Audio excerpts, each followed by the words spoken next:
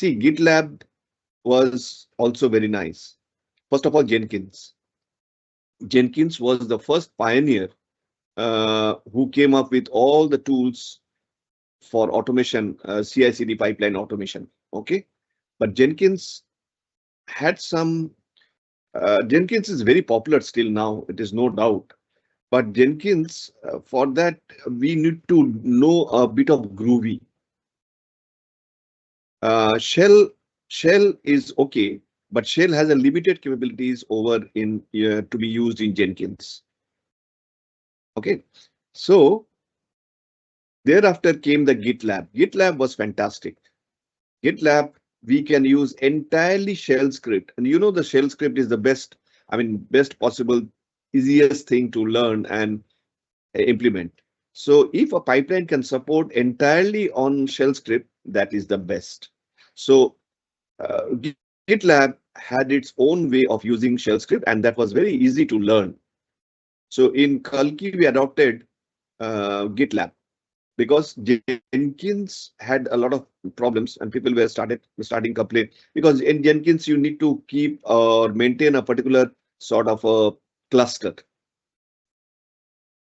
Okay, and wherever there is a certain thing that I need to do something extra to maintain a network of clusters, that is a bit difficult. That is not difficult, I will say, but that is adding to the complexity.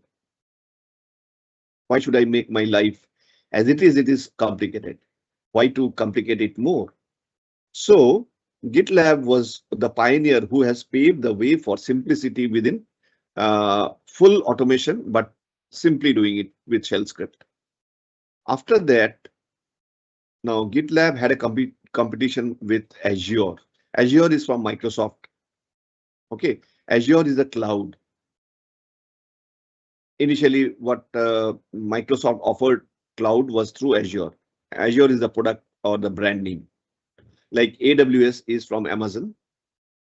So similarly, so the Azure portal was for the cloud, but Azure DevOps, many people have this confusion whether what is the difference between Azure portal or Azure and Azure DevOps. Azure DevOps is not cloud. First of all, Azure DevOps is from Microsoft Azure team, but it is having a separate set of or suite of tools. That is Azure DevOps, which includes one of the main tools is the CI/CD. There are 5 main products under that suite of applications called Azure DevOps, and one of the applications which is very famous is CI/CD.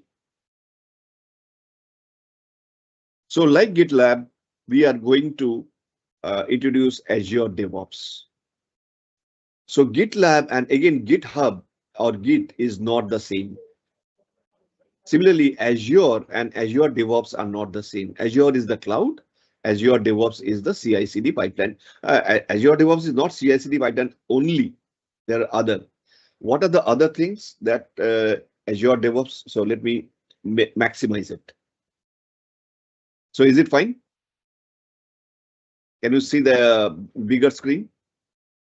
Yes, sir. Yes, sir. Okay. Yes, sir. Okay. Great. Now you see Azure DevOps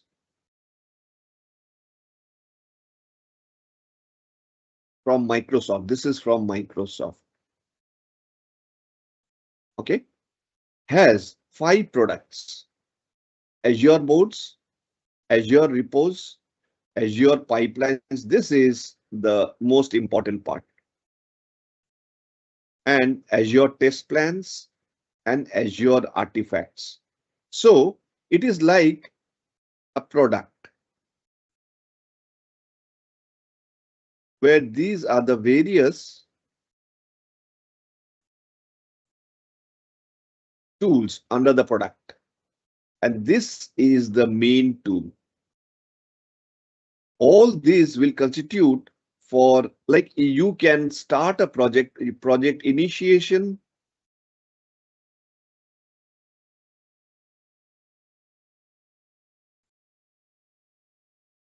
to project completion, a software development project. So the entire thing can be managed over using all the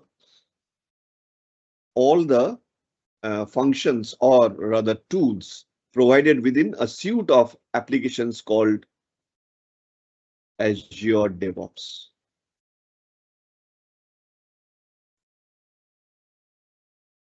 Okay, Azure board. Now this is for the project management part, like Jira.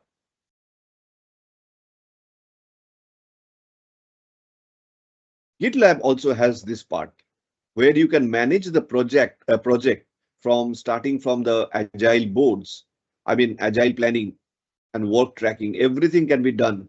Work delegation or work management. Everything can be done as if you are doing a project management over with the help of Azure DevOps. One of the very important tool is the Azure boards. Okay. We will have two sessions today and the next weekend. I will try to, and this will be totally, it is very difficult to demo something over it. I can demo it, but that will not be that effective. Actually, we do Azure DevOps very, very thoroughly in our full-fledged program through, it is called a capstone project.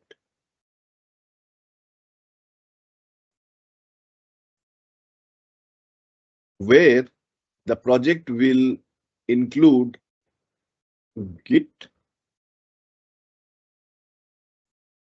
Docker,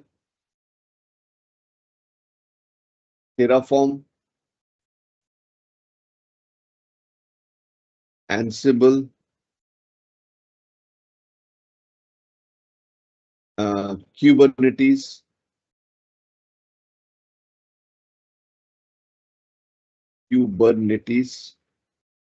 and then Kubernetes,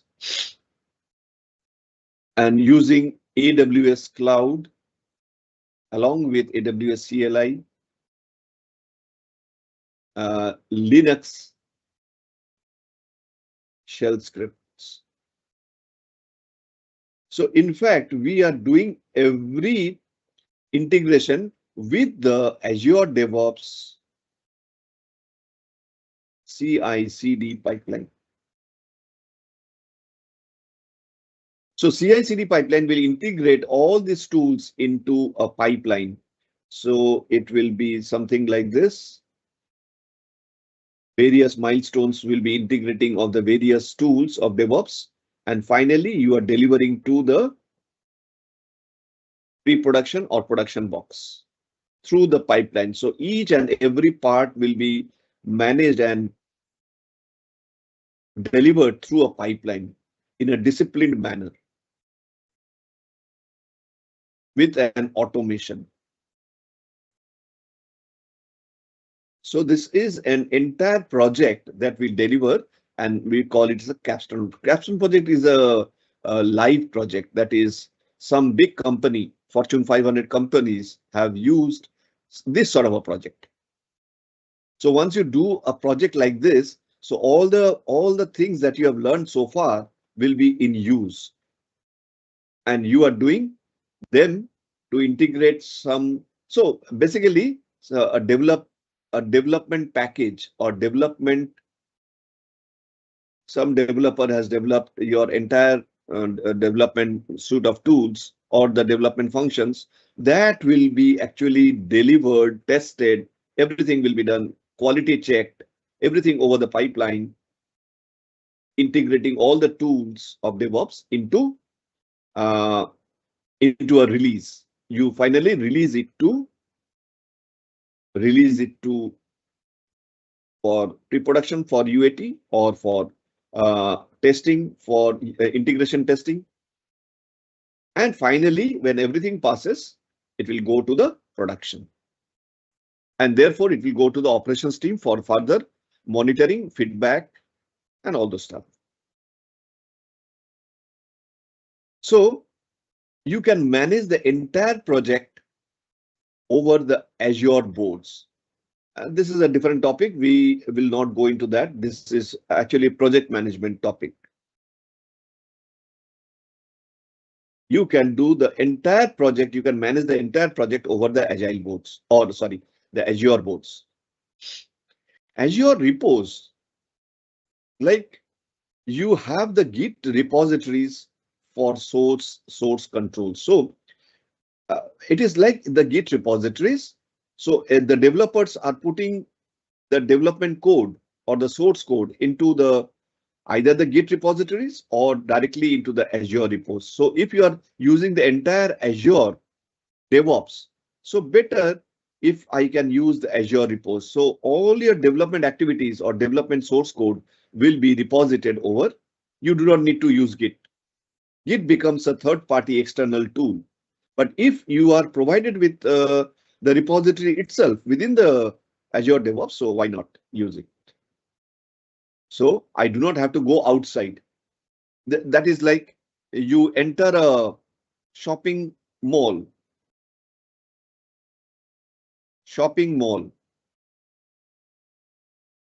or in the market, there are small shops.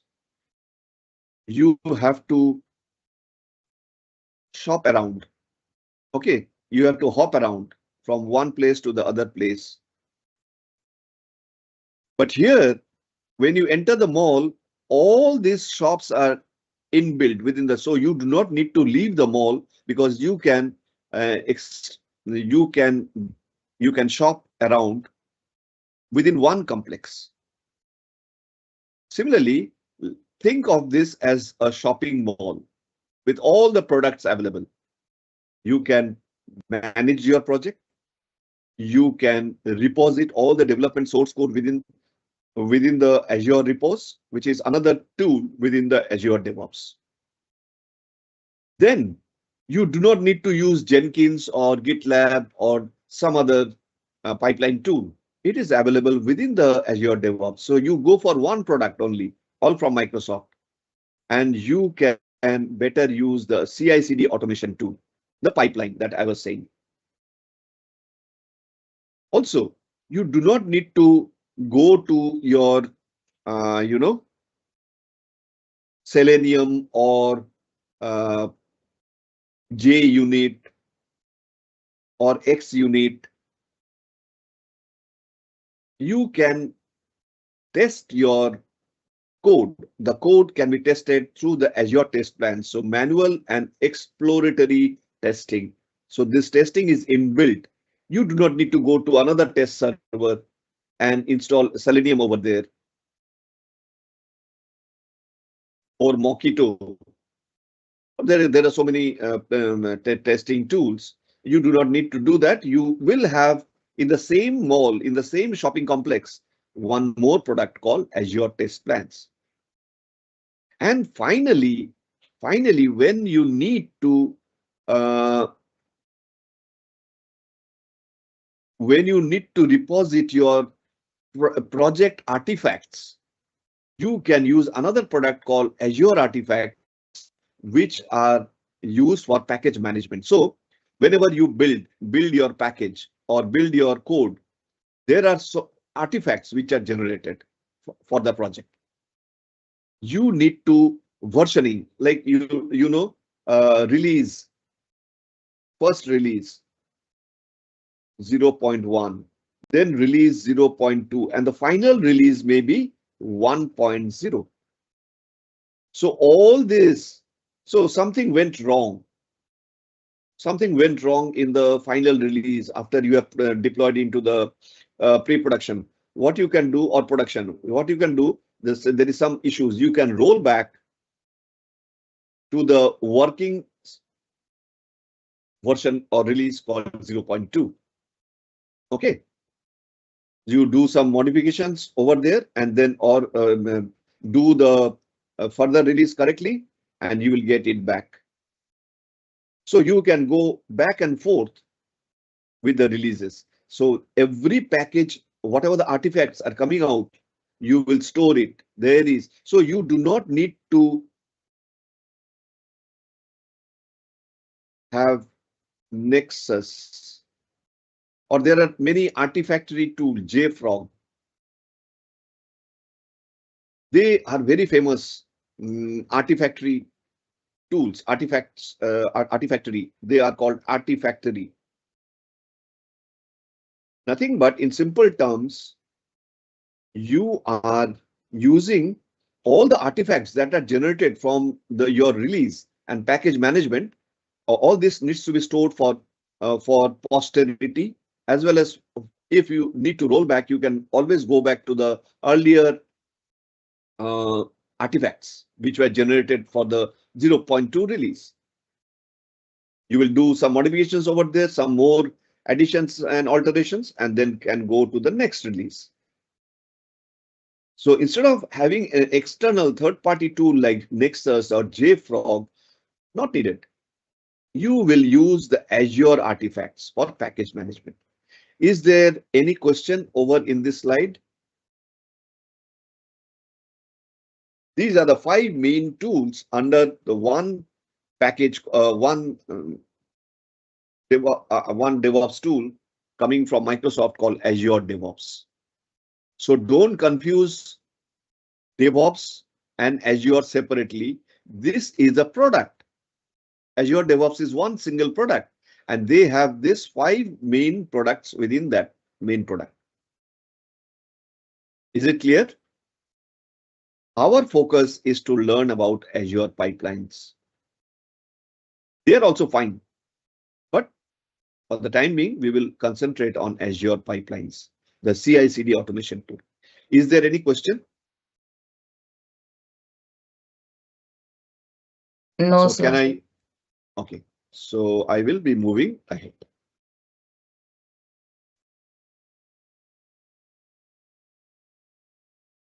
So understanding CI/CD, continuous integration, continuous delivery, and benefits of CI/CD. So when you say continuous integration, what do you mean? Can you try? Anyone try? So what do you mean by continuous integration? Integration without integration, this delivery has no meaning. So you have to integrate the various tools. So the practice of frequently merging code changes into a central repository followed by automated builds and tests. So see, CI/CD pipelines do not do everything or anything themselves. These are simple. They will integrate between all the other tools like Git. So the developers are putting their code into some repository called either Git or Azure DevOps Repos. Okay, repos. So it's up to you. If you ask me, I will be using Git because Git is more popular and Git is widely used. Doesn't matter. So this is a repository. So development, all the source code will be reposited in Git. I will integrate the Git tool over the pipeline, and that process is called integration. This is integration. Then, and there will be a trigger which will move forward the source code, and that code needs to be built. And after the build and packaging, it needs to be tested. But all these things will be done through some trigger points. There will be some trigger over the pipeline, which will trigger the next stage. Okay. So one stage after this other. So build will trigger the test. Test will trigger the deployment. Deployment will trigger the delivery. This helps detect integration issues early. So with the integration, what we actually do, we have an early detection. So the main motto of Agile, can anybody tell me what is the difference between Agile and the most important difference between Agile and Waterfall? We don't know the errors in the process. Waterfall is Okay. directly in the end of in the end we know everything, like whether it is success or Yes. failure. It is like steps. We are going by various stairs, one after the other, exit gate. These are all gates, one gate. So you have an approval process. You will say that you are exiting successfully from this gate. There are some exit criteria. Okay, you fulfill those criterias and then it will be passed, approved by the client. And you go to the next stage. Again, some exit criteria, passed. You go to the next stage, passed. And then you come to the final stage. Now, something goes wrong somewhere in the very end. You have to go back.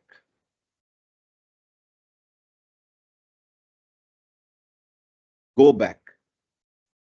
This is not ideal. So at the end, if you fail in the very end, it is a disaster. So why don't you fail in the very beginning? Early failure detection. That is why you start it from the very early stage. Okay, and that is only done when you follow an agile methodology. Waterfall does not give you that particular facility. That is the best thing to do, is to fail early, because if you do not detect your defects in the very early stage, what can happen is a disaster in the very end, when you have exhausted all your resources, all your money, all your time. So basically, you are heading for a failure of the project. Whereas when you detect your failures earlier, it will be very good to know your drawbacks of your design, your development. Everything will be known at the very early stage. So you will get ample time to rectify those, and thereafter. So this automation helps a lot. So at any point of night, so during midnight, some developer has put in something into the Git, into the repository. Okay, and there is a trigger that some changes has happened over the existing stack. So that will trigger the next stage. So the pipeline will be triggered. So it will trigger the pipeline. Triggering the pipeline means I do not have to wait for the next morning, because it is in the midnight when the developer has put in something from somewhere. Let's say from India, some developer has put in some code into the repository which is in US. Okay, fine, doesn't matter. The pipeline will be triggered. The pipeline can be hosted anywhere. It will be triggered. So there is a build which will follow. There can be build, there can be a, a code validator called SonarQube, code quality check. It can be over here. So it will trigger the code quality checker or the SonarQube to check that whether the changes are according to the rules, whatever the rules laid down. And if it passes, then it will go to build. So this is happening automatically, unmanned. Nobody is there. No one is there in the development team or in the operations team or in the DevOps team, because that is happening in the middle of the night. This is the beauty of that automation. If the build fails, it will go back to the, so there will be a mail going back to the developer. There is a mail automatically, a feedback mail going to the developer with a report of what happened, why the build failed and everything, all the reasons, and the RCA. Okay, and then maybe next morning when the developer wakes up, he finds, okay, I have a mail saying that the build has failed. So it will go into the details of it and will rectify the code and again deposit it over the the Git repository. Again, there is a change. So that will trigger the pipeline. And again, the SonarQube, SonarQube will set in. It will check the code validation. Okay, if it passed, it will go to the build. Now the build passes. It will go to the next stage, package. but over the pipeline. So when it is morning in India, maybe US is sleeping. Doesn't matter, but the pipeline is active. So if the build is successful, it will package. Package is successful, it will go to deploy. The deploy is successful, it will go to deliver. So the code with the build artifacts will come down to the pre-production server. And it is now waiting for someone to trigger the start of UAT. All these things are there. So everything will be governed through the pipeline. So somebody will trigger the the release.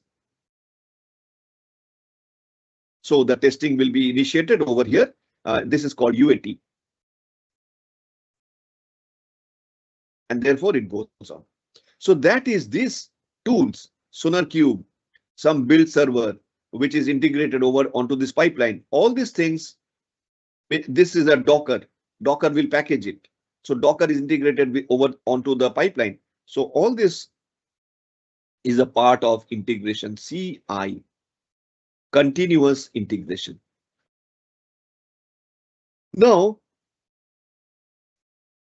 the process of automatically deploying all code changes to a testing or production environment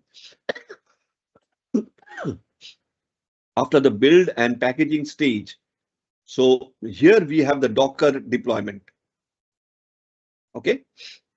Ensuring software can be released at any time. So it has been packaged as an image.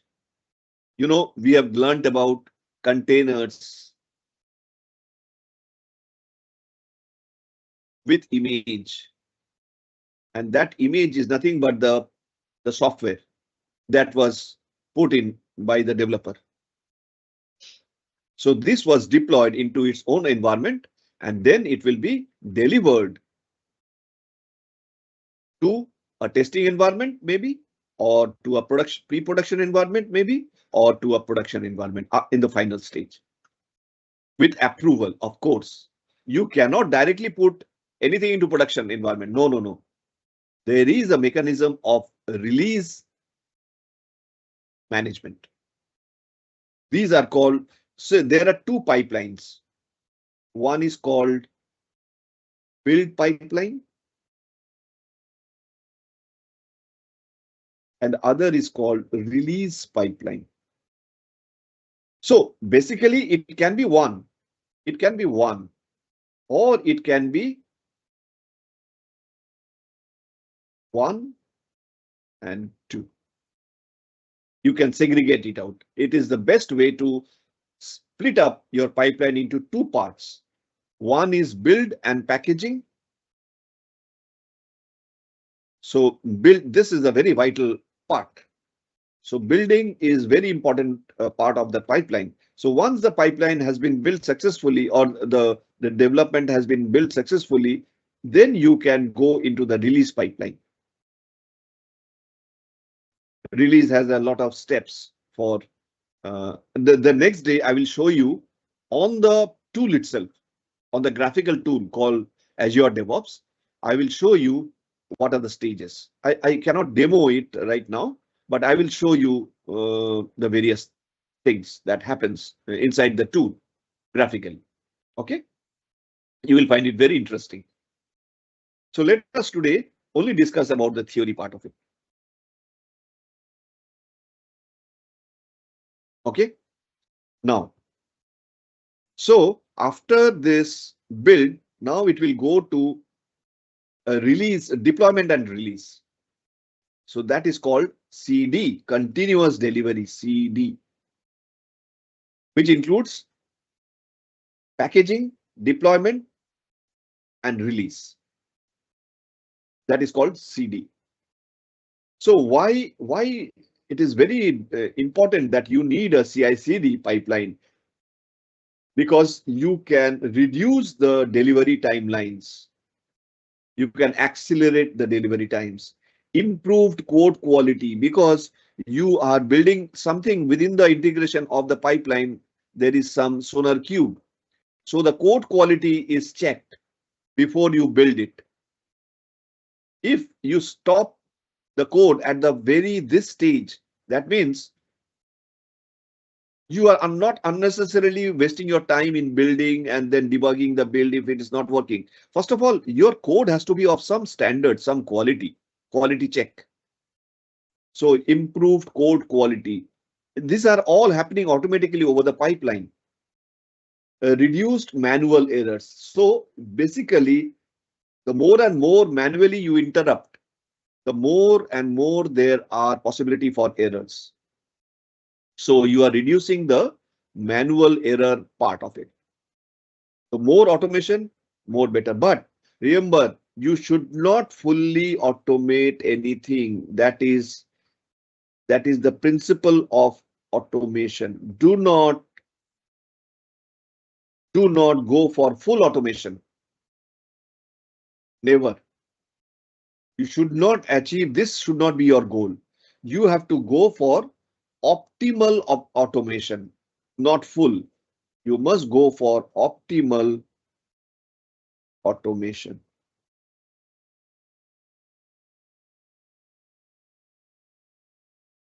Because full automation can slow down your process sometimes. So you must go for optimal automation. Okay. Consistent and reliable releases. So this is also very important. You have to have a very consistent and release. So you do not go for haphazard or half-hearted releases. So take care of each and everything before you do the release. You should not keep something pending in the pipeline and then go for a release. That is a half-hearted release, and that cannot produce the quality that you are expecting. And faster feedback loops between development and operations team. So basically, it will always give a feedback. Every stage, there is a feedback mechanism. So that is very important. Any question over here?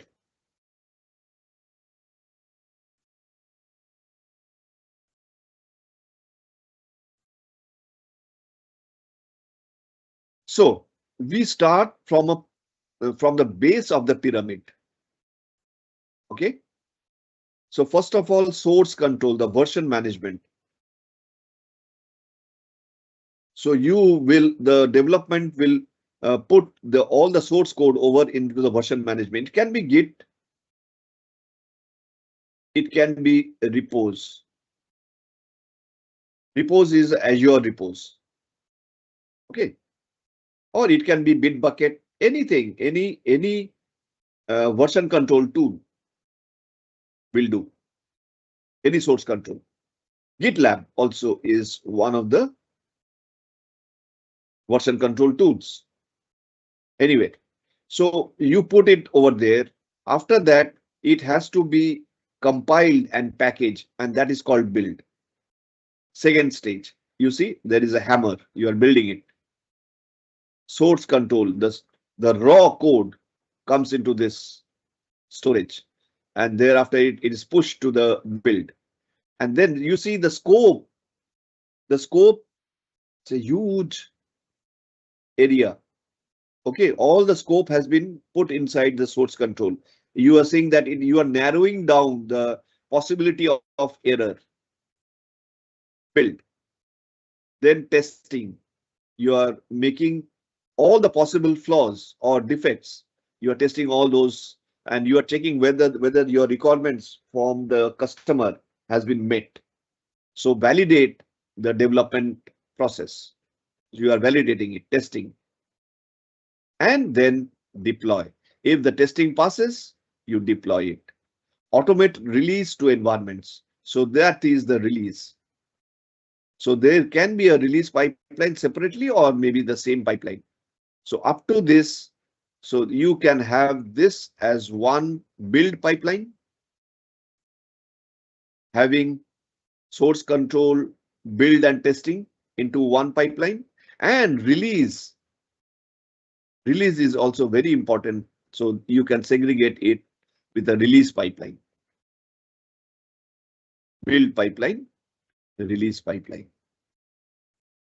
So Azure Pipelines is the CI/CD service within Azure DevOps. See, within Azure DevOps is the product within which CI/CD is one of the services provided as Azure Pipelines that automatically builds, tests, deploys your code. It works with virtually any language, project type, and platform, supporting GitHub, GitLab, Bitbucket, and Azure Repos for source control.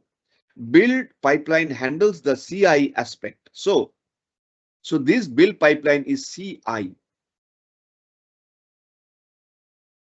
And this is release pipeline is CD. Handle the CI aspect by compiling code, running tests, and creating artifacts. Release pipelines manage the CD, the delivery processes by deploying artifacts to different environments with approvals and gates. Approvals are very important. We will wait for the approval to happen. Only then we will release it to the gates. So any question over here? The picture is clear, right?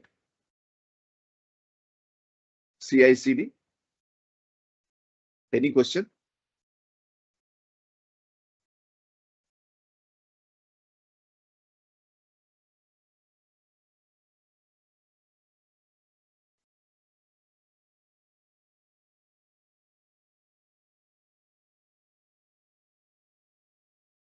So let me know if you have any questions. Don't hesitate. Okay. I will go back.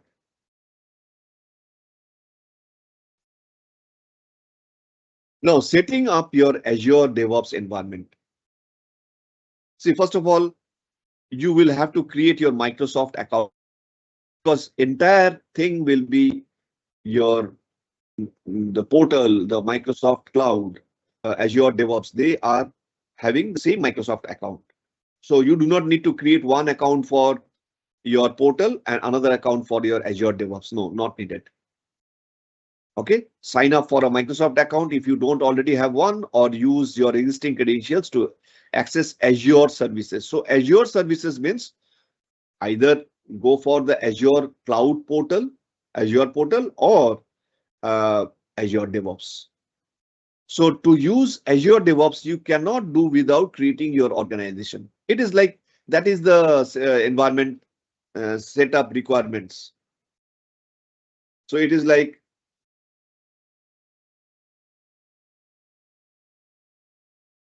for Azure DevOps, I'm not talking about the Azure Cloud, okay, which is portal, Azure portal. I'm talking about Azure DevOps. Now, Azure DevOps is DevOps. Azure DevOps, to start with, you need an organization. And from organization, after you have created your own organization, you can create your, what is the next stage? Under organization will come project. Yes, the project. Because unless and until you do the project, you create your own project, it is like your own domain. Only then you can have all your Azure DevOps services like Azure Repos, Azure Testing, Azure Pipelines, Azure Artifacts. Okay. So, but you have to create your. So after you create your organization, navigate to a devazure.com. That is the development server or the Azure DevOps server, which provides the Azure DevOps environment or Azure DevOps services, and create a new organization which serves as the container for your projects and teams and the teams. So basically, don't worry about the container. Container is not that container which is the Docker container. It is not the Docker container. It is just saying that you create your bucket for the project. Set up organizational policy, security, user access control. So you are basically managing the organization, because that is very important. It is like a group. Under that group, you assign the policies, security, user access,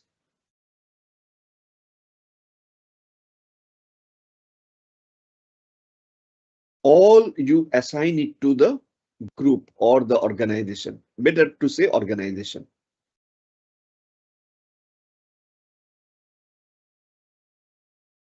You assign all policies, all security features, all user access controls to the organization. So whenever the project is imbibed or created out of this organization, so all this will also apply to the project.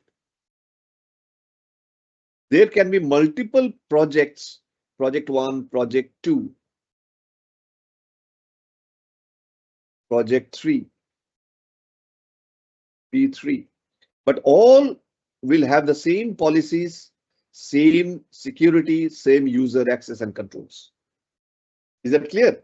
Because you have put that into the organization. So you set up your organization policies, security, user access controls to align with your, it's a very interesting part.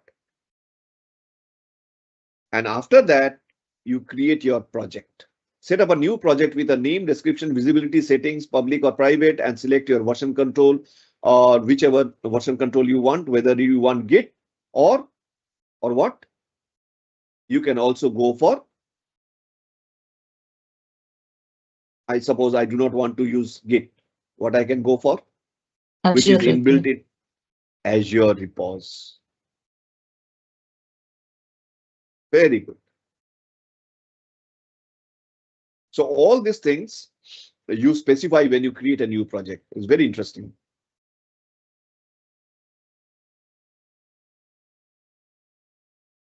So basically you can create and work as a project.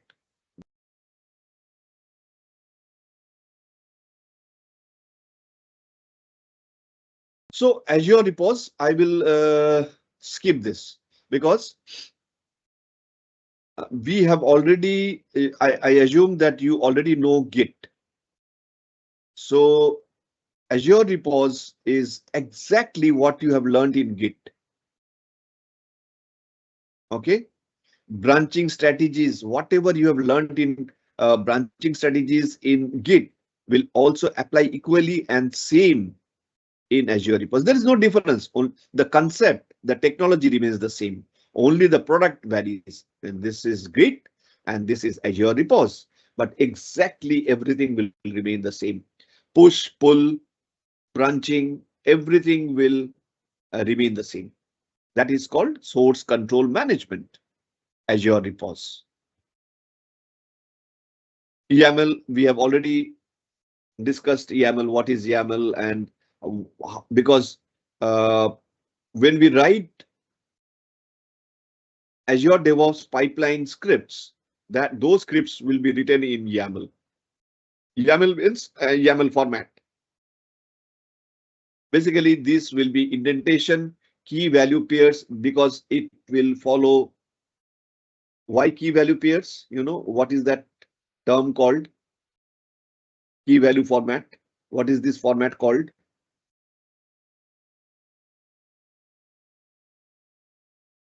Remember, we have discussed it is JSON. JavaScript object notation, key value pair. Lists. So it's an array. List means an array. So you have an array of data. And then you assign this array as your items that you so specify in a YAML, you specify with a dash or a hyphen. Comments, you know. Any comments that you want to give is with a hash. Multi-line strings. So you can have multiple strings using your pipe.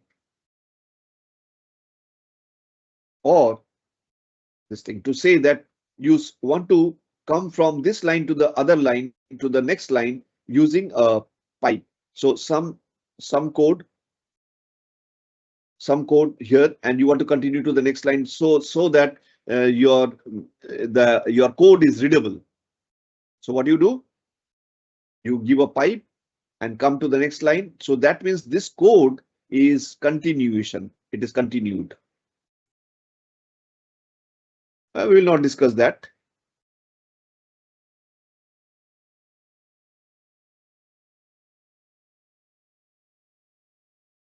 No. So in a pipeline structure, so we are saying that we are going to write pipeline, right? We are going to code the pipeline. So see, when you say I'm coding an infrastructure, what is that called? I'm coding infrastructure. Coding infrastructure.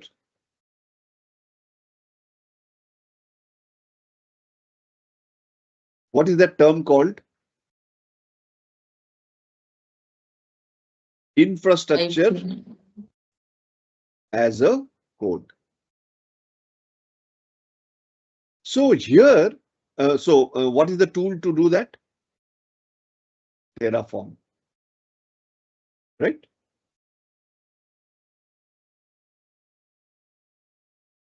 So when you say, I want to do the coding of the configuration, so configuration as a code. And what is the tool to do that? Ansible. Very good. Ansible.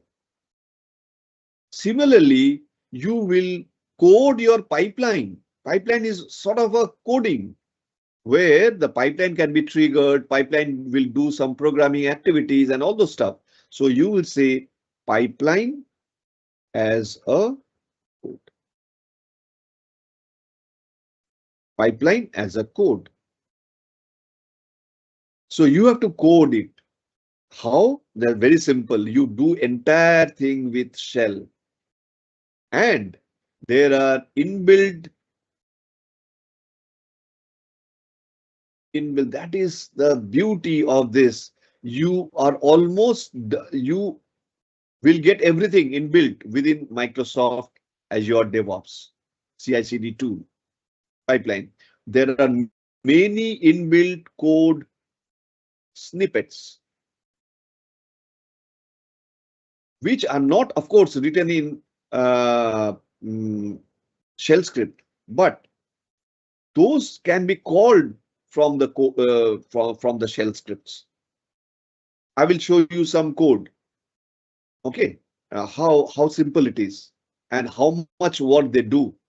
But most of the things you are getting it inbuilt and you have to just call them. So if you are doing some Terraform activities, there are code snippets that you call, which are inbuilt. You just have to call them. So Terraform codes are available as you will execute them through the shell.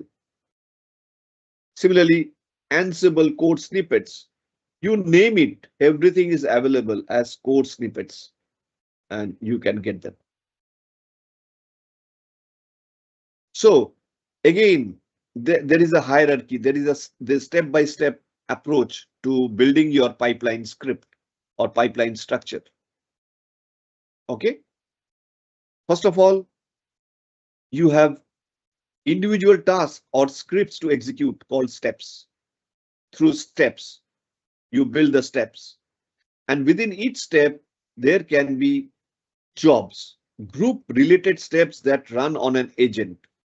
So there is an agent running which will execute a job. Okay. So one step can be one job, or one step can have multiple jobs. So we start with the step, go to the jobs. Jobs can be organized into logical phases through stages. So one stage, let's say this is a build stage.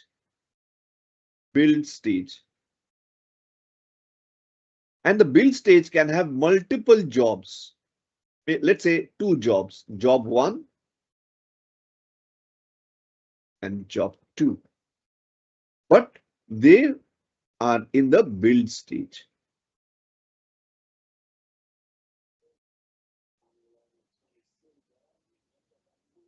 So each of these will be one job, and each of these jobs can be defined within steps.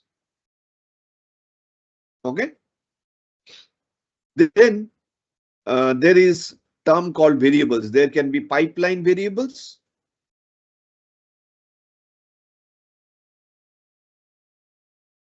And can anybody tell me what another type of variable will be available?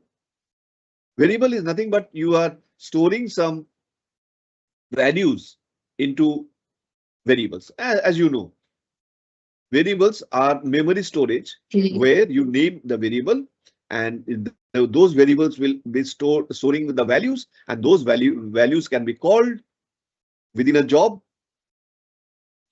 or outside the job. So one is pipeline variable, and what is another variable? There are 2 types of variables. I know I've not discussed that, but still, can you just guess? Wild guess, sort of. So pipeline variables are global variables. When you declare a variable within the pipeline, so that variable can be used anywhere inside any job.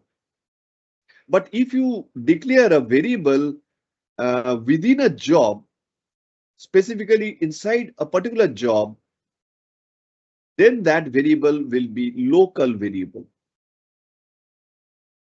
Local variable or a job variable. Local or a job variable. The scope of this variable dies. Scope dies when the job, when the control of the code comes out of that job, or when the job finishes. When the scope of that variable, so you will not be able to use that local variable. If you try to use that variable from a job 1 for the variable that was declared in job 2, you will find an error because that scope is not within the job 1. But job 1 can use the variable which has been defined within the pipeline outside any job. That is called global. Is that fine? Triggers. So trigger, you have to define a trigger and define when the trigger should be fired, after which event. Event driven triggers.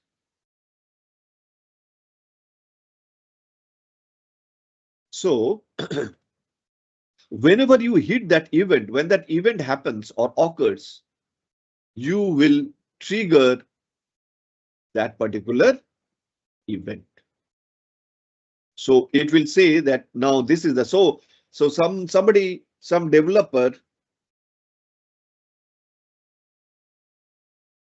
some developer has put in some code, some changes inside Repos or Git. That is the event which can trigger the pipeline. So you have to capture that event as a trigger point within the pipeline script. It will trigger, say, a job, say a build job or a build stage. Okay. It can trigger a stage, and within the stage there will be jobs. So it will trigger that job.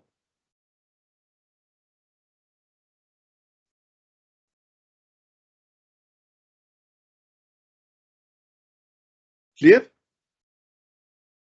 So it will define when the pipeline should run automatically. Any question at this stage?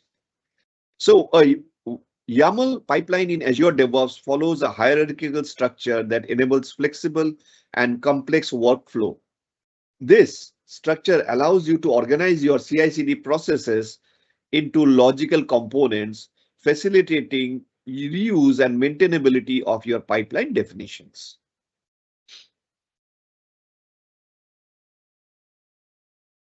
Creating your first YAML pipeline. So it is easier to demonstrate rather than, but yeah, you can see. So where you start with creating your pipeline. So navigate to pipelines and click. So this is nothing but when you see the software, when you see that interface of Azure DevOps, you will know that there is how you will create organization, you will create your project, and under the project you will create your pipeline, a new pipeline. So you start with creating a new pipeline, then select the repository, whether you want to select your Git as your repository or Azure Repos as your repository, source code repository. You will configure the pipeline, select a starter template or start from scratch. You can either use a template which is already, I mean, there are lots of templates already available for you within Microsoft Azure. So you can select one of the templates, but it is preferable to start your template without any template from the scratch. So you can configure your pipeline. You will start editing the YAML file. So whatever you write within that pipeline is YAML. Customize the pipeline configuration. See, everything is a configuration, though we are saying that you are coding, but it is after all a configuration. You are integrating. You are calling the plugins to integrate further into the pipeline. You are basically not doing anything, but you are stitching. Like the flower is available. You have to only stitch it into to create a garland. You are not creating the flower. Flower is there. Similarly, everything is there. The plugins are all there. You just have to customize the pipeline configuration. It's a configuration. And finally, when you are done, you save and run the pipeline. You will see some, and you will commit the file and execute the pipeline. So you will typically name the file that you store as Azure pipelines.yaml. So YAML, either you say YAML or simply YML. Give some name. It is not necessary. This is the default name, but you must give some other name. And you must place the pipeline in the root directory. That is a mandatory convention. That is a convention. You cannot put your pipeline scripts anywhere other than the project root directory. Okay, because that is in the mother directory. From there, or everything starts. So whenever you are executing the pipeline, it will look for the YAML script in the root folder, not anywhere else. If it doesn't find, it cannot. This approach is known as pipeline as a code. So PAC, PAAC, allows you to version your pipeline configuration alongside your application code. Any questions?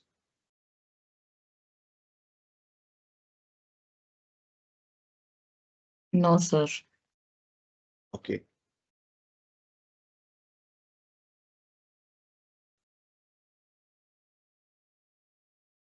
So this you do not worry about much.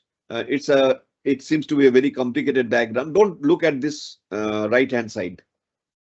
Look at this particular thing. There are few types of triggers. Okay. This branch trigger is the most popular.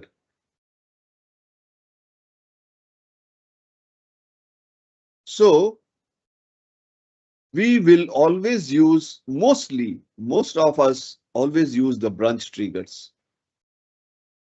So you start with a keyword called trigger. See, everything is like a key colon value. Why? Because in a YAML, you cannot write anything but a JSON structure. So everything is a key, and this is the main key. Under this, there is a sub key. Under this is another sub key, and thereafter, these are all the value. This is another key, and this is the value. So it is saying trigger from the branches include either the branch can be main, develop, or feature. It is up to you. You know, it can be master instead of main. It can be uh, instead of develop, you can say development branch.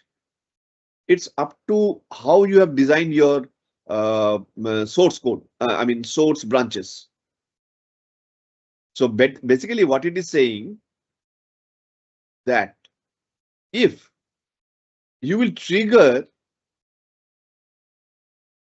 only if there is some, so when you say main develop feature, that means you basically, I will not go for so many things at the same time to trigger. So basically, what does it mean? Can anybody explain me what is actually happening? See, this is a very simple script. There is no complication. There is no complication. What it is trying to say? Anybody? Whenever the code is pushed to that main branch or like those branches, it will trigger the event. Yes, exactly correct. That means whenever there is any activity or any change in the main branch or the master branch or the develop or development branch or the feature, and following the feature there can be any branch, any other folder which happens in under the feature branch will trigger the event, trigger the pipeline, you can say. But at the same time, you must exclude if under the feature there is something called experimental. You please exclude if anything has happened under this particular feature and under this folder. So you must anything under the feature, but excluding this one. So under the feature there can be several other folders. Nothing is everything is fine only unless and until there is experimental, and if there are changes under this, so exclude those changes. These are for experimental purpose. It is not actually serious. So this is the most important and fine, I mean the most popular trigger.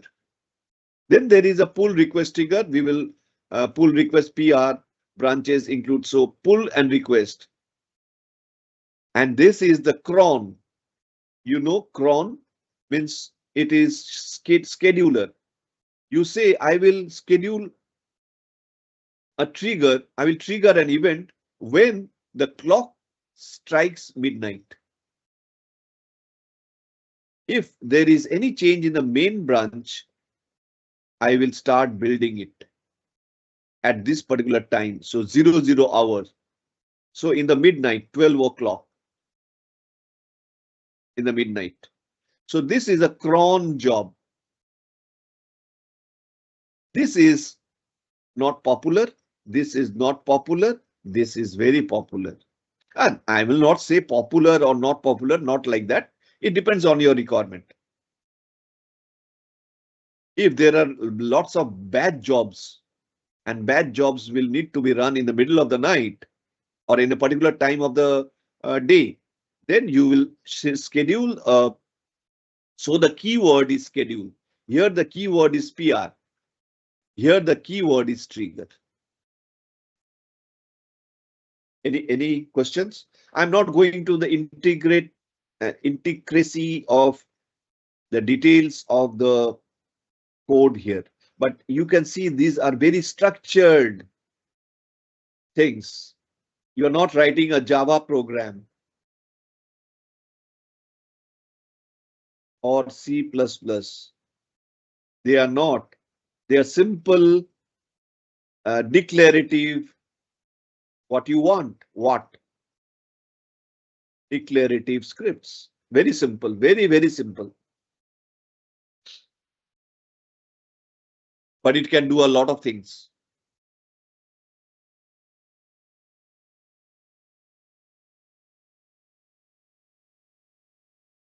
Okay. Working with variables are definitely not very hard. It is very simple. There are lots of predefined variables. There are lots of user defined variables. That means you can define your own variables. There can be variable groups. There can be secret variables where you can store your passwords or pass keys or credentials, security credentials, whatever in the secret variable. So this is a type of a variable, very important. So predefined variables, these are, let's say you want to define a variable, which is a build number.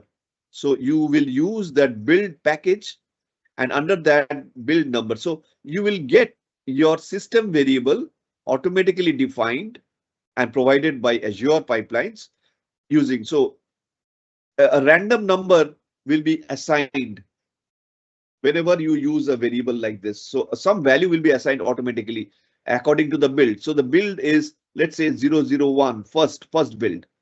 So next build, it can be 002. Anything, it can be, it is not that simple number. It's a random number and it has a, but you do not need to worry about, you just have to use that. It will automatically give you the current build number, right? Running build. Or you want to use the system.default working directory. Can you see this is the camel casing?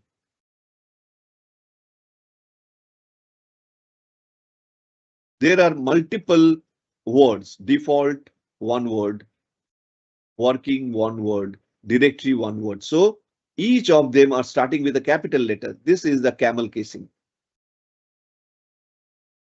So system.default working directory. So whatever is system default directory is actually given to you. And let's say you do not know what is your OS that you are using. So you can say agent.os capital. It will give you the value. Whether the OS is Mac OS that you are using or it is Windows. You do not know. You just have to query this. What is the agent.os? It will give you that value. Or it is Linux. And for a particular version, it will give you that details. Is that clear? These are predefined. There are lots and lots of predefined variables. You can define your own variables. So these are user defined variables, custom variables. You can say variables colon project name colon my app. So what is the variable name here? What is the variable name? Project name. Project name is the variable name. Can you see again? This is the camel casing, 2 words. So anything, the variables always will start with a not. I'm not talking of the predefined variable. The user defined. There is a convention of defining the variable name. Always start with a small letter, and the next word will start with a capital letter. Project name colon. So my app is the value. This is stored as a project. So what is the project name? My app. Build configuration, again, you see it is small letter and this is capital. Release. So these are user defined variables. Can you see this is a curly brace? So you can have array like variables, multiple variables in one declaration. You are declaring an array of variables, a collection of variables. This is a style of doing or array. Or you can define as a variable group or secret variables. These two are very important when we work. Any questions? I know it's a bit boring at this stage.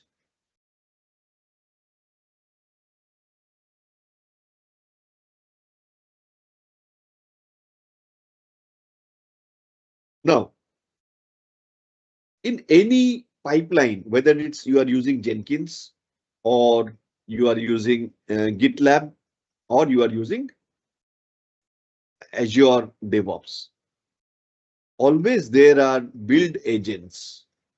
There are two types of agents. Either it is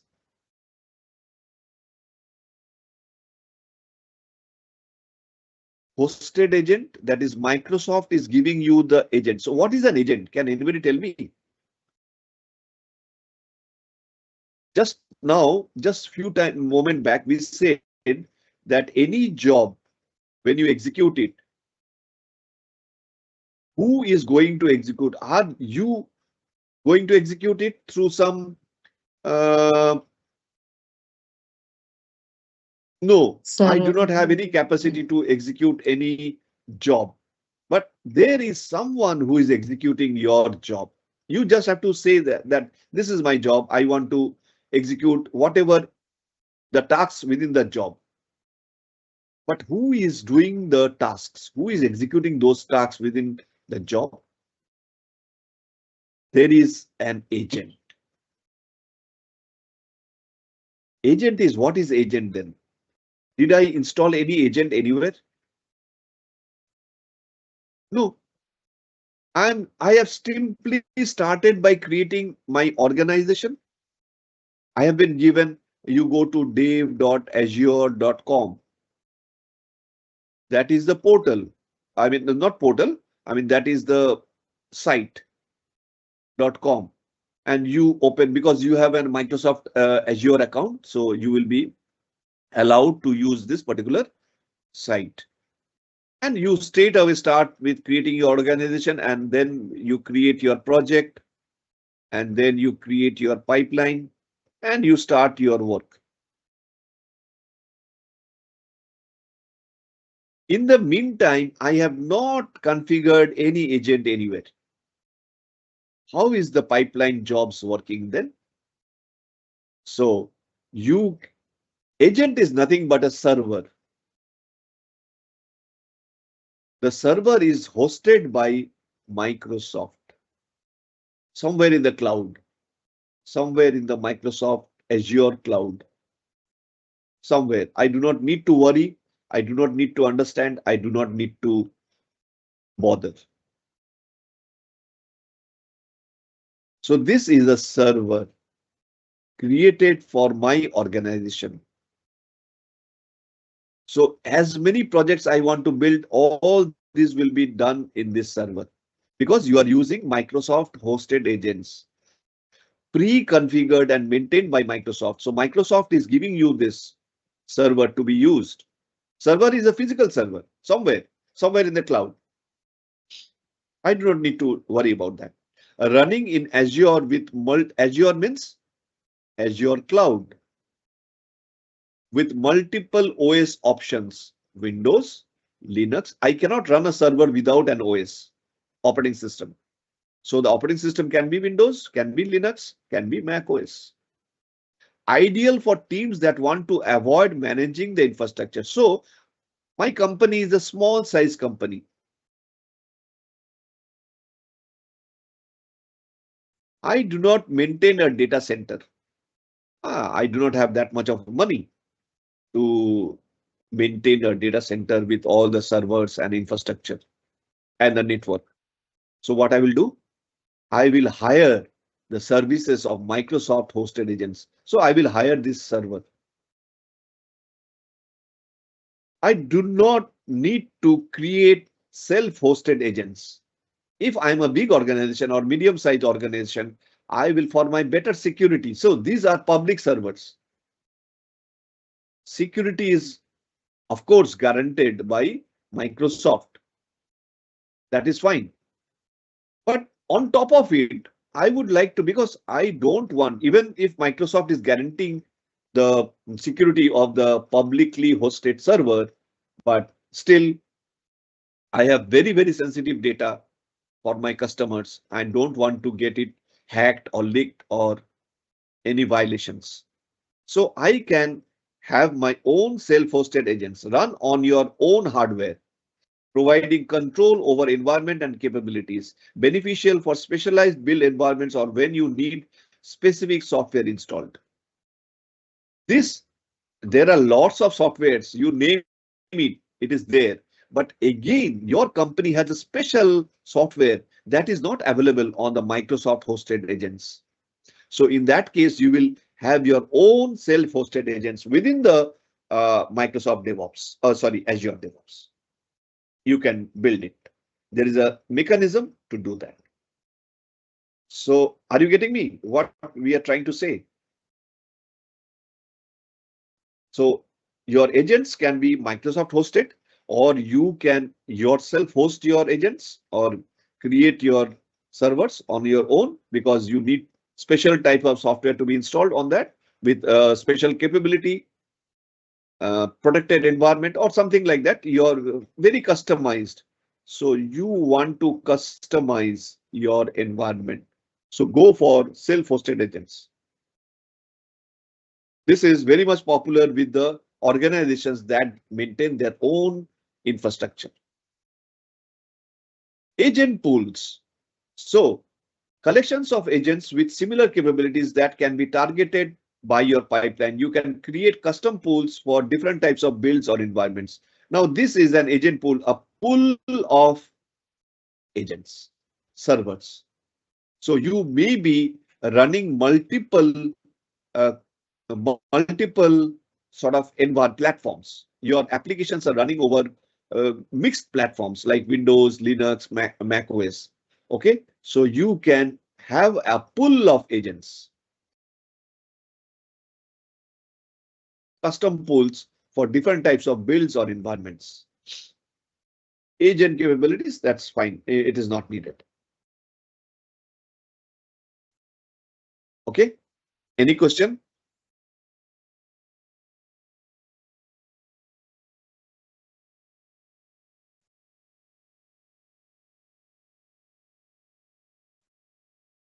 So how many slides it is 13. Okay, a few more. So basic build tasks. What are the build tasks? First of all, what is the first task? If I may ask you, checking out the code. So that is checkout. If anybody has any idea of version control tools, VCS, okay, like Git or Bitbucket or GitLab, you know what you are doing. You are checking out your code. The first step in any build pipeline is retrieving source code from your repository. Check out. And there is another one called check-in. Check-in is actually you are putting in. So a developer puts in or checks in the code in the repository.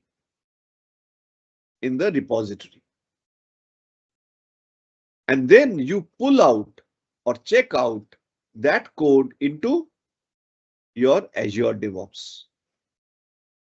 Because now you want to process, integrate, and through a pipeline. So Azure DevOps. So So can it, you so can yeah, you explain like check-in and check-out? Like checkout is I understood. So what is check-in, sir? check-in means a developer, see, a developer is in India. Okay. And the Git server is somewhere on the cloud, somewhere in US maybe. Git server is nothing but a version control software server, version control system. We have to learn this Git. That is having lots of things, features through which there is a version controlling. Like we have seen something like in the Azure, sorry, AWS buckets, S3 buckets. We did versioning and stored few files. I hope in that demonstration I demonstrated what is version control. Yes, sir. Anyway, but Git is much more versatile. Azure buckets, sorry, S3 buckets definitely have a few of the features of version control, but not that elaborate. Git is actually meant for all those things. So a developer has written code, say, let's say Java code, Java code. Now those code .java files need to be checked in. So this is a repository. So there is a check-in of that code. That code has to be reposited with some version control ability facility. So the code is available over the source code, has been checked in by the developer. It is the developer who has checked in the code into the Git repository. But it should not be stored over here. There must be some mechanism. There is a pull mechanism. There is an agent which will poll. It will keep on polling. What is polling? You know the polling agent. There is a voting. In India, there was a voting in Bihar. Okay. So what happened in that voting? That there was polling agents. So it will poll. Leave it. Leave this. So there is an agent which checks on the Git server. So there are called, you know,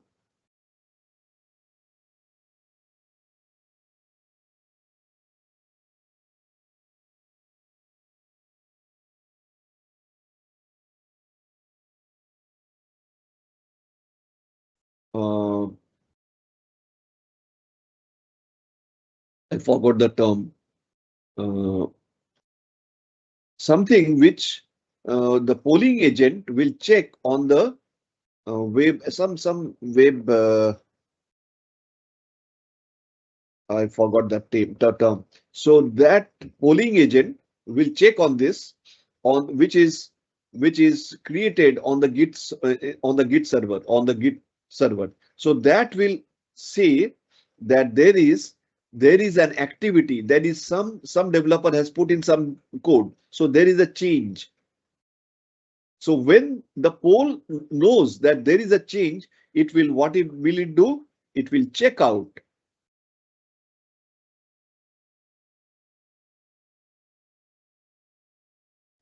that code changes, the new code that has come in inside the Git, and it will pull. This will pull the code out of the source code and put it in the pipeline. So there is a trigger point.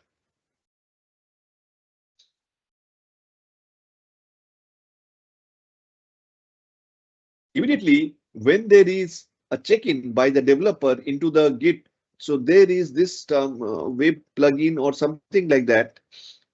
It will inform the polling agent that yes, there is some change in the repository, please, or onto that branch. So pipeline has been built that if there is an activity on that particular branch, like as you have seen earlier, main branch or master branch, as you have defined, it will trigger the checkout to the pipeline. So the entire source code will be checked out into the pipeline, because your pipeline script has a trigger point. So whenever that web something will give that information of that there is some change into the polling agent, therefore it will check out that code into the pipeline. Did I answer your question? Yes, sir. Got it. Hmm.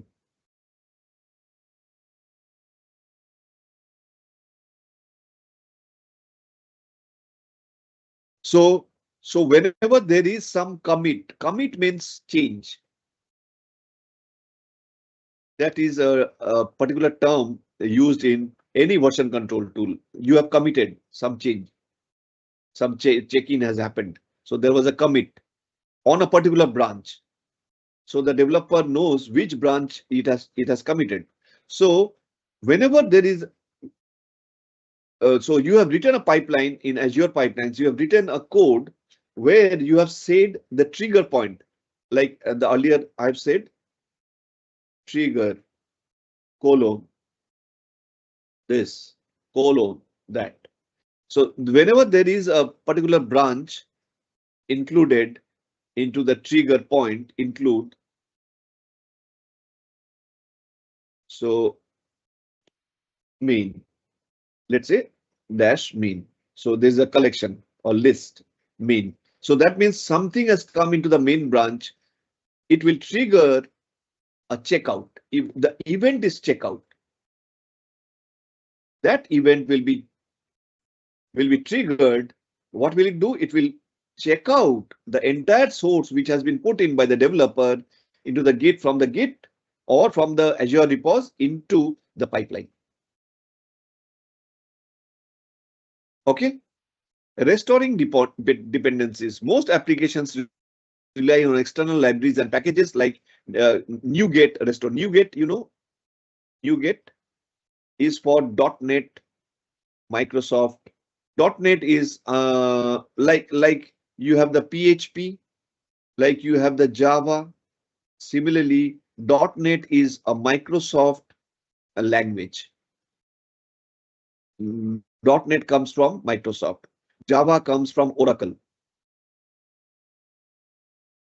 Earlier, Java was actually with Sun Microsystems. Now it is taken over by Oracle. Anyway, .NET is a Microsoft programming language. So .NET is actually compiler for .NET is the NuGet. Okay. Then there is npm install, pip install. Pip is for Python.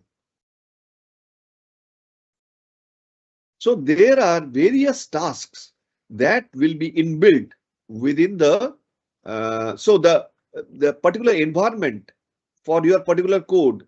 You can use this if you are using .NET as the source code. Okay, so that needs some building. So for that I need the environment to be restored. So with the NuGet I will get that. And where so this is like a plugin which is available within Azure DevOps, and I will use those plugins. I do not have to do any coding at all. I will call this plugin because this plugin will help me restore the environment for .NET applications. Okay. For Java, I will have the Maven restore. Maven.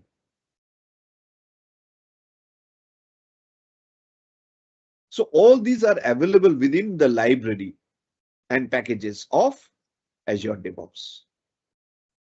So ensuring all required dependencies are available before building. After that comes the main part, building the application.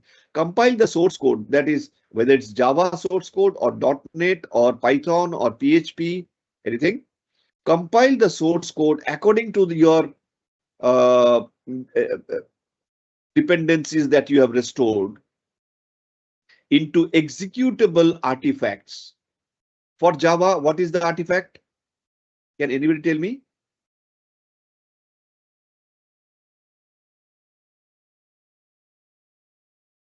Dot, or rather it is jar or var. This is the executable. That is Java archive repository, archive files, Java web archive. If it's a Java web application, the artifact, executable artifact is var.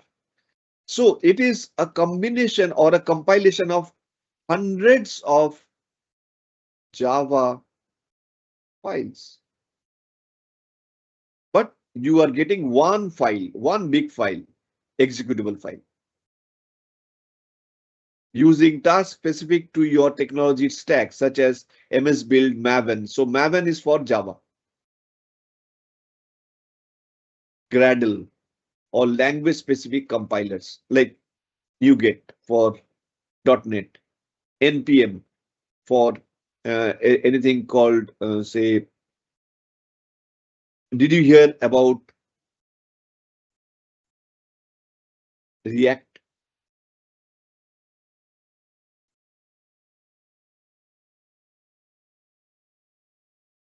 Angular? So these are front ends, very, very powerful tools or thing. So that we can have the NPM environment with the backend as Node.js. But I will not discuss all this. That is not needed. You have everything in that library. You just according to your actually you will be helped with the developer. The developer knows what are the actually the files that were developed. Okay, so he will say that okay, is your Azure DevOps having a NuGet? And you will say yes, I have.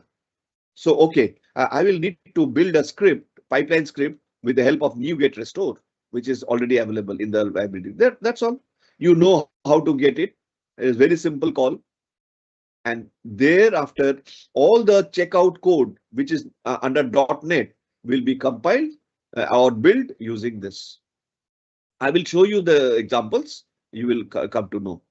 Now, the last stage is creating the artifacts, which is packaging the build outputs. So after you have built it, like the jar or the war file, now this artifact, you need to package it, because without a packaging, you will not be able to deploy. Okay, so you need the packaging, the build outputs into deployable artifacts, which might involve creating zip files, Docker images. You see, this is very important. You know that you can package it as an image and you can deploy the container. That's all. NuGet packages or other distribution formats. Any question? See how organized this everything is. You know the concept. The concept is more important than actually doing it.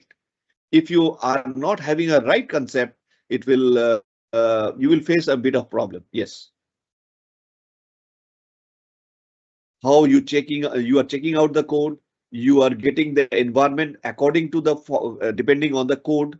So you will build the environment according to the code. If it is Java, you will have Maven.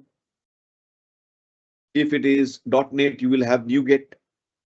If it is React or Angular or New, okay, or Vue, you will have NPM. If it is Python, you will have PIP. After you have restored the dependency, you will build the application accordingly. I mean, this is all through jobs. This is one job. This is a job. So checking out the code is a job. Restoring the dependency is one job in a particular stage. Building is another job in the building stage, build stage. You can have stages, or you can in one stage you can have the various jobs. In one stage can have multiple jobs, or you can segregate out the stage. You have the checkout stage, under which you have the checkout job. Then another you can say restored, res depends, res dep, and there is another job. So this is one stage. This is another stage. This is one job under the checkout stage. Res dep and the job. Basically, this job will be restoring the dependency. Then you will have a build job, a build stage, under which you have the job to build the application. Or else you can have only one stage where you have all the three jobs. Any question over here?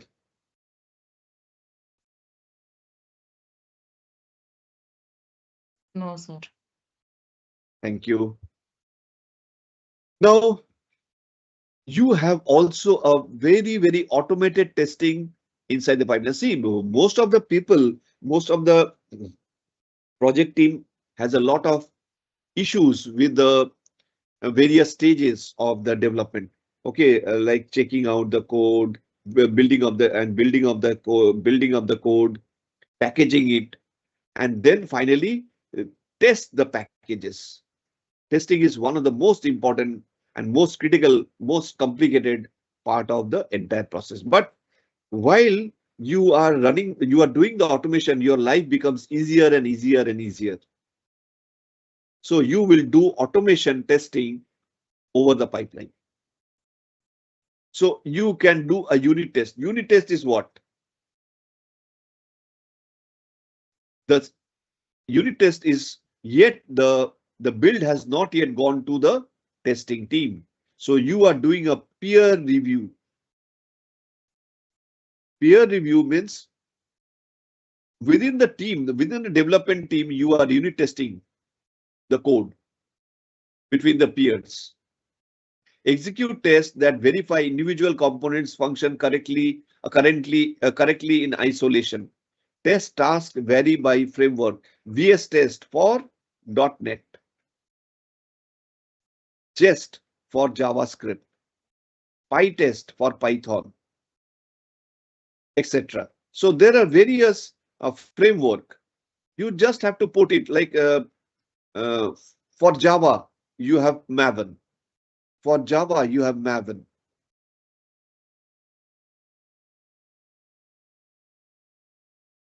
VS Test for .NET. So put it. So these are the unit testing tools which will automatically test your .NET code or JavaScript code by using Jest, Python code by using PyTest. So automatically the Python code, if you put it under PyTest, in the pipeline, it will automatically test all the features of that code written in Python. So you have to just configure the test runners to generate results in a format Azure pipeline can interpret. Integration testing, verify interactions between components and external systems. So whenever you do a system integration testing, here you do in isolation. Each of the components you do it separately. Here you will integrate all the components into verify interactions between the various components and external systems. These often require specialized setups, steps to prepare test environments, databases, or mock services. So here is the part where you can go for Selenium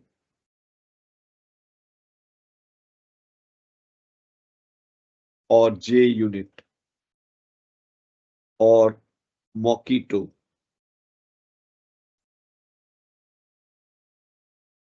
Okay.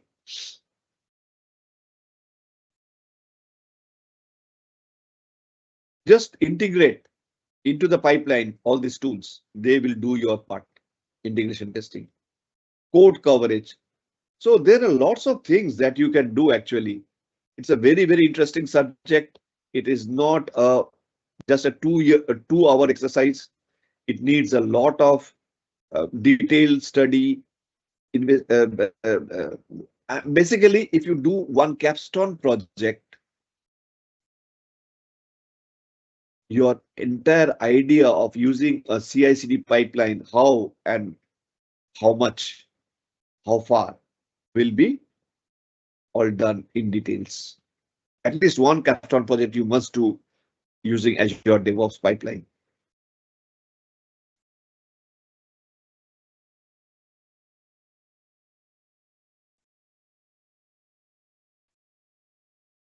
As I told you, there is a lot of even within the Azure DevOps, you do not need to install or integrate SonarQube. Can you see SonarQube prepare? All these are inbuilt. Once you use the SonarQube integration, basically This is SonarQube is a very popular code checker.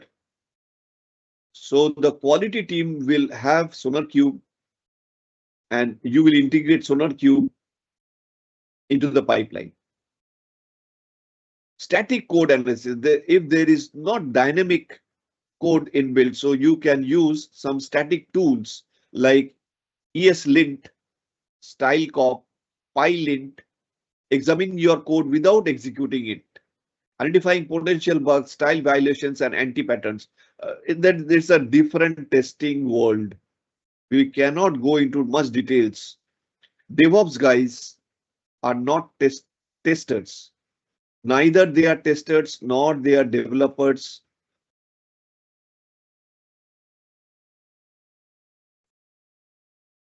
Nor they are operations guys. I do not need to go into the details of this. Everything is integrated or everything is available. I know as a DevOps guy, I only need to know how to code, not code, script the pipeline, script the CI/CD pipeline, because I know the entire flow. I do not know anything of Java. I do not know anything of ESLint, style of PyLint or Selenium or Mockito or JUnit, XUnit. I do not know. It is not my task to know the testing tools. Why should I know? I know how to integrate those testing tools into or the quality code checker into my integrate it into my pipeline. So I will have this task. So I will get this plugin from my library of Azure DevOps. So I will just say task. I want to use SonarQube prepare. So don't worry about this numbering and the name because you will get it from the library. I will show you. It is all inbuilt. You do not need to install SonarQube anywhere. Because in that server, you know what is that server called? Agent. Yes, Microsoft hosted agent. Very good. Thank you.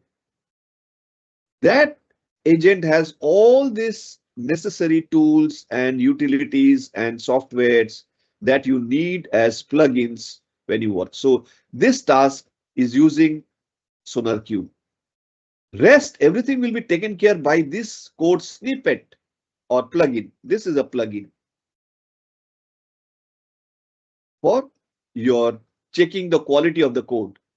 That's all. This is only the simple thing that I know I will do. The rest, everything will be taken care by the pipeline and by this particular plugin. How to check the code for the quality is determined by this particular plugin. That's all. If I want to use the SonarQube for analyzing the code, I will use SonarQube analyze something. If I want to use the after the SonarQube has analyzed and prepared and analyzed, I want to publish the result to the development team that whether it has passed the quality check. I will use this task. It is as simple as that. Though it sounds so complicated, so much, it is actually not. Everything is inbuilt for you. Then I can set up a quality gate saying that if the test pass rate is more than 95%, anything less than this, I will fail it. Code coverage should at least cover 80%. If anything like 75% code coverage has been done in that code, it will fail. So this is the quality markups. There should not be any critical bugs. So critical bugs should be 0. If I find even one critical bug, which has not been, which is critical, but it's a bug. And then therefore I will fail.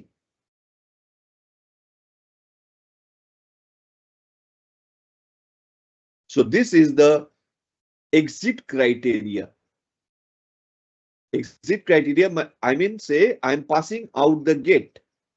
What is the pass criteria? I will have this exit criteria. That is 95% pass rate, code coverage 80% minimum or greater than 80%, and there must not be any critical bugs. It's very interesting subject. That is what I'm saying. So today I will leave up to this. I know it is a long session. Rest I will start from the next weekend. Rest of the slides. Is that fine? Yes, sir. Very good. So I will stop sharing today and I will stop. Thank you.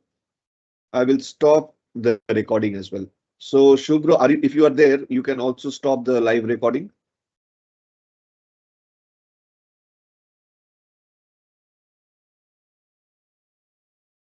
Thank you. So it is a bit bigger, big session. I will not hold you up any further. If you have any questions, please let me know, or else we will take up in the next session and we will complete at least our understanding. I cannot cover each and every aspect because generally in our um, full course, I take around 6 sessions, or if not less, if not more, 6 sessions minimum to cover Azure DevOps quite nicely. Each session is of 2.5 hours anyway. But so that is it. So it is quite interesting, fascinating, because you do a lot of things. We can do access all this practically. Yes, we have to do practical. See, theory is for your understanding, but unless and until you do hands-on, you will not be able to actually crack the interviews. Lots of hands-on has to be done. Everything is hands-on. If I cannot do a simple pipeline, I cannot set up a simple pipeline with integration of Terraform, Ansible, and then deploying it over Kubernetes.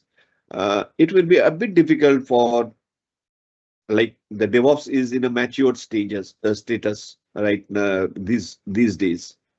So it is not in a very beginner stage like it used to be in 5, 6 years, 7 years back. Okay.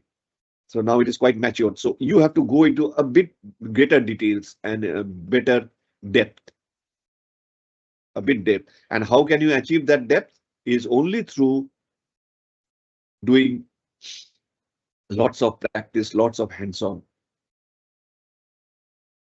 It is very simple to listen, but whenever you start, like even creating a project with all the configuration setup can take a bit of, your patience.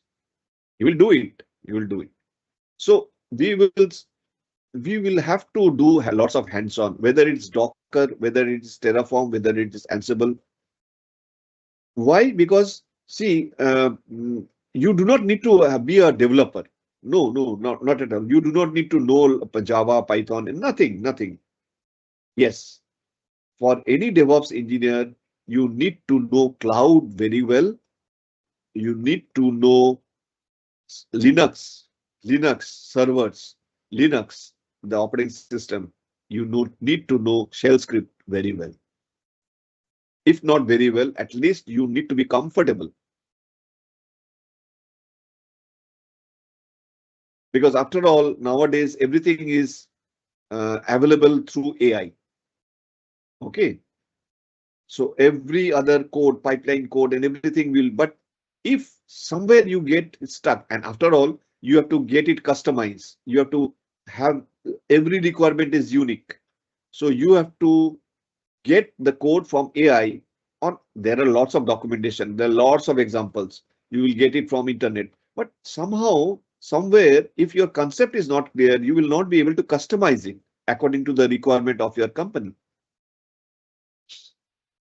That is the point where you will need to have a lots of hands-on. Then your concept is there, but you have to brush it up to hands-on. So, okay, this much for today. We will meet again on the next this coming Saturday. Thank you very much. Okay. Thank you, sir. Thank you. Thank you. Thank you. Thank you.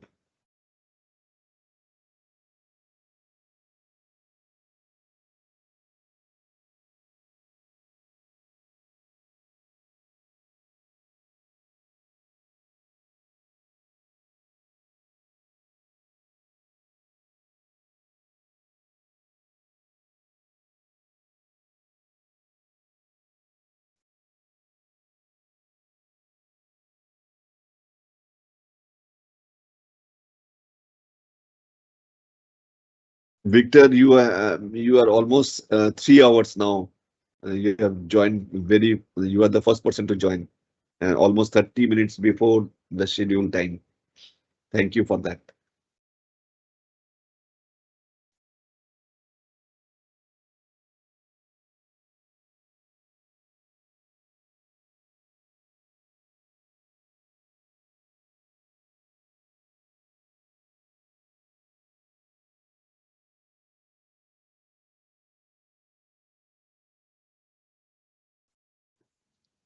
Hello, Mr. Debasis.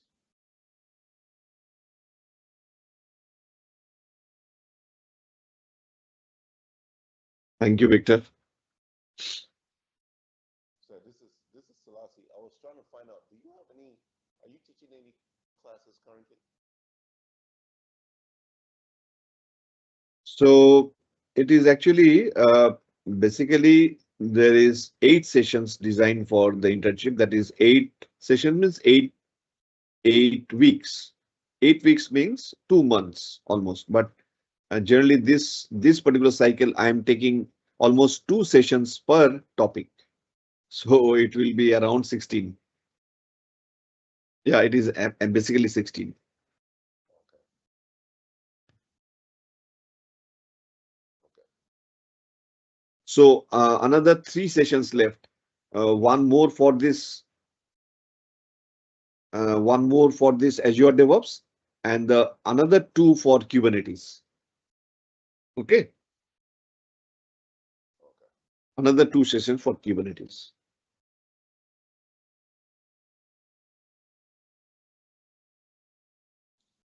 I was looking to join another class that you have going on. Um, I don't know when you would start a new session.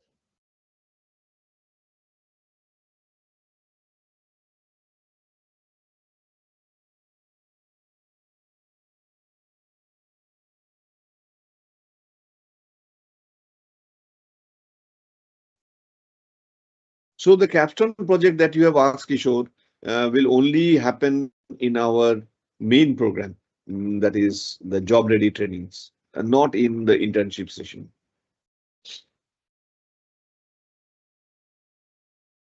Because for that we need to have a lot of detailed uh, exposure.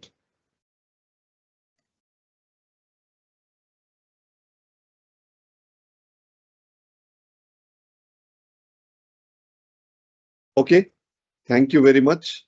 I will take a leave now.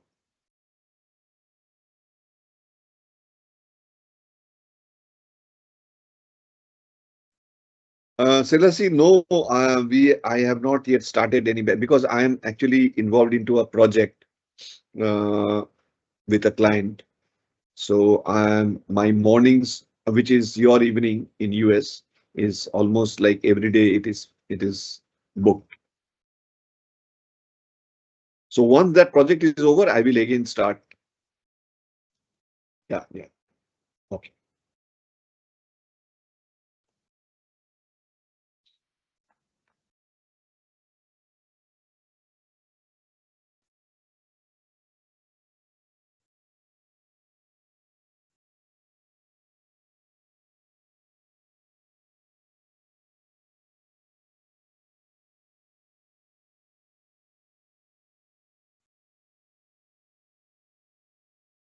So, okay, thank you.